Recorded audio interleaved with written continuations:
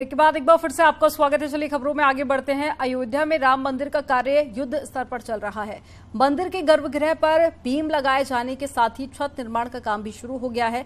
कल गर्भगृह पर मकराना मार्बल के 8 बीम लगाए गए और मंदिर के चारों दिशाओं की परिधि में 800 मीटर के परकोटे को भी तैयार किया जा रहा है। मंदिर में जाने से पहले गोपुरम द्वार भी बनाया जाएगा और राम मंदिर ट्रस्ट का दावा है कि जून तक छत का काम भी पूरा हो जाएगा।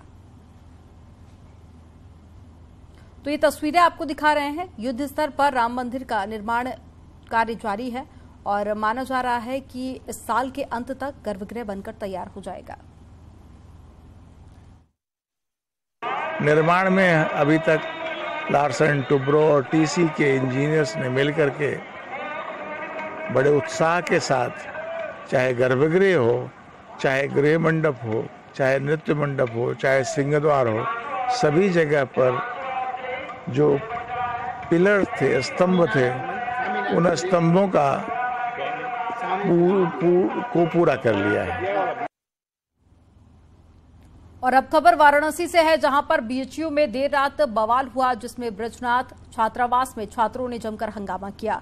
और आपको बता दें कि कैंपस में खड़ी गाड़ियों में लाठी डंडों से तोड़फोड़ की गई। छात्रावास कैंपस में घुसे 20 से 30 छात्र। ब्रजनाथ छात्रावास के छात्र पहुंचे तो हंगामा कर रहे छात्र फरार हो गए। बीएचयू प्रोक्टोरियल बोर्ड मामले की जांच चल रही है।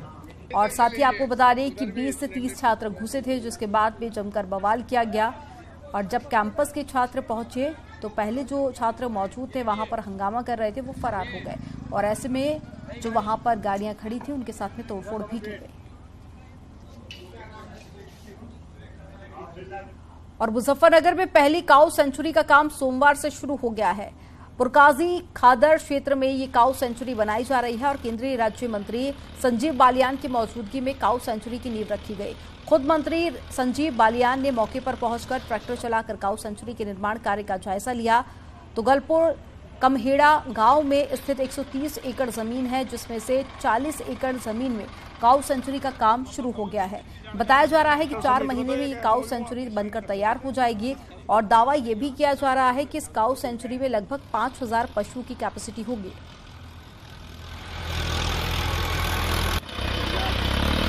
एनजीबी का प्लांट लगवाऊंगा, ड्रोन का लगेगा, यहाँ से खाद बनने का वो लगेगा। और उसके अलावा और भी कई चीजें हैं विचार में, जैसे प्रोडक्ट बनते हैं। इस साल में कुछ गौशाला में शुरू है काम। और अब खबर भदोही से है, जहां पर भोजपुरी एक्टर पवन सिंह सोमवार को भदोही पहुंचे और मृतक अभिनेत्री आकांक्षा दुबे के घर जाकर परिजनों से मुलाकात की। पवन सिंह को देखते ही आकांक्षा दुबे के पिता फूट फूट कर रोने लगे। पवन सिंह ने आकांक्षा दुबे मौत के मामले में सरकार से न्याय की मांग की। तो बीते दिनों वाराणसी के एक होटल में भोजपुरी अभिनेत्री आकांक्षा दुबे का शव मिला था और उसके बाद पुलिस पूरे मामले को लेकर जांच कर रही है। तो वहीं भोजपुरी एक्टर पवन सिंह कल आकांक्षा दुबे के परिजनों से मिलने के लिए पहुंचे। नहीं, रोना नहीं है, रोने की बात नहीं।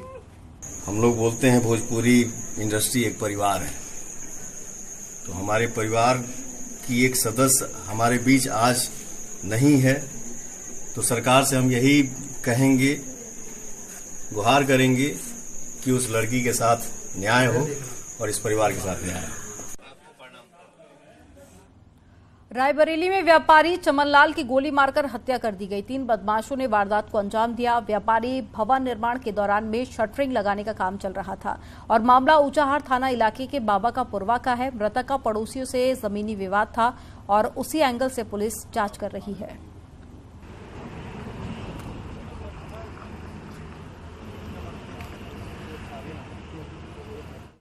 ये अभी रात्रि 8 साढ़े 8 बजे के आसपास की सूचना है कि एक युवक चमन लोधी, जो यहीं पास के गांव के रहने वाले हैं, वो अपने 2 सालों के साथ यहाँ अंडे के एक ठेली के पास खड़े थे। शटरिंग का काम करते हैं बगल में। वो रिलैक्स करके वहाँ खड़े थे। गाँव के पीछे से 3 व्यक्ति आए, तत्काल CHC ले जाया गया। तो वहाँ उपचार के दौरान मृत्यु हो गई। अभी घर एक तरफ जहां बारिश से किसानों पर संकट के बादल मंडरा रहे हैं, तो वहीं शाहजहांपुर से किसानों के लिए एक अच्छी खबर भी है।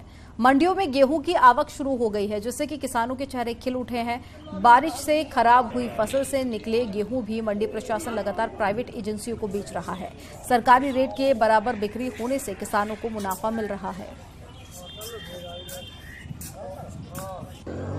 अभी तो नमी काफ़ी है और जनपद के अन्य जैसे आसपास की मंडियों से भी गेहूं की आवक आ रही है, तो जो क्रय नीति है उसके अनुसार गेहूं मानक के अनुरूप ना हो पाने के कारण खरीद अभी उतनी स्पीड से नहीं हो पा रही है।